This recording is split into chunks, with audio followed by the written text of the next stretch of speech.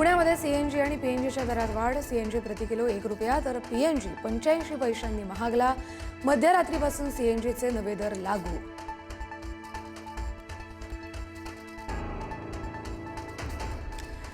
मुंबईकर भीषण पाणी टंचाईच्या उंबरठ्यावर. तानसामधला पाणीसाठा 5.53% तर भातसा तलावात देखील अवघा 10% पाणीसाठा.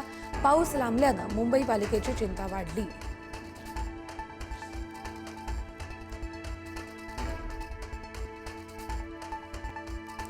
मान्सून लवकरच राज्यात सक्रिय होण्याची शक्यता. मान्सूननं सोमवारी आंध्र प्रदेश व्यापल्यानं राज्यामध्ये लवकरच मान्सून सक्रिय होण्याची चिन्ह. 18 ते 20 जून दरम्यान चांगल्या पावसाचा अंदाज.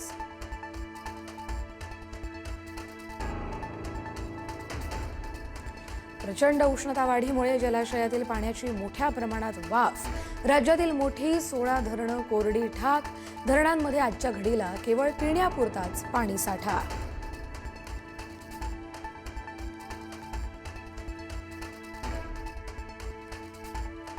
नागपुरात आज कॉक्रोच जनता पार्टीचं आंदोलन. अभिजित दिपके यांच्या नेतृत्वात तरुणाई उतरणार रस्त्यावर. आंदोलनात नागपूरमधील विविध सामाजिक संघटना सहभागी होणार.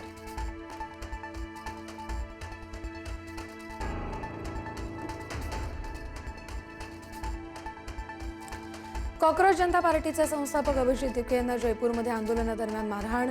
घटनेनंतर दिपकेंचं उपस्थितांना शांतता राखण्याचं आवाहन.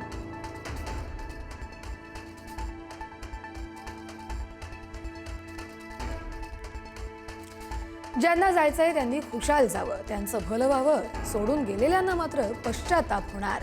खासदारांच्या बैठकीमध्ये उद्धव ठाकरे यांचं विधान.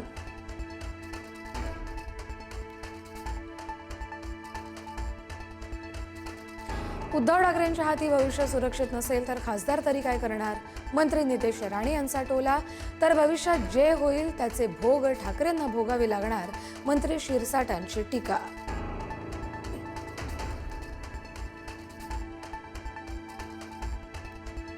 उद्धव ठाकरेंनी बोलावली पक्षाच्या आमदारांची बैठक.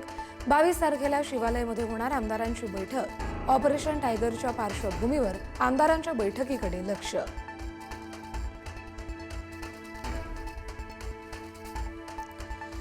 प्रलंबित मागण्यांसाठी आरटीओ कर्मचारी आजपासून बेमुदत संपावर. आरटीओच्या अनेक सेवा ठप्प होणार. मुंबई विभाग मात्र संपात सहभागी होणार नाही.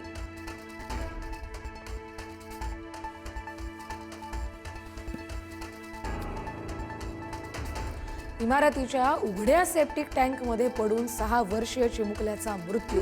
भिवंडीमधल्या फरीदबाग परिसरातली घटना. हृदयद्रावक घटना. सीसीटीव्हीमध्ये कैद.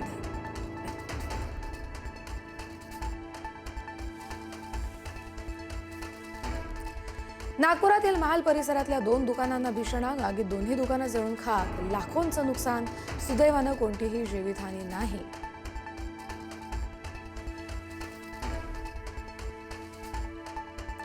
कॅलिफोर्नियामध्ये B-52 बॉम्बर विमान कोसळून भीषण अपघात. विमानातील 8ही जणांचा मृत्यू. चाचणी उड्डाणावेळी अमेरिकन हवाई दलाचं विमान कोसळलं. विमान कोसळताच स्फोट होऊन परिसरात पसरले धुराचे लोट.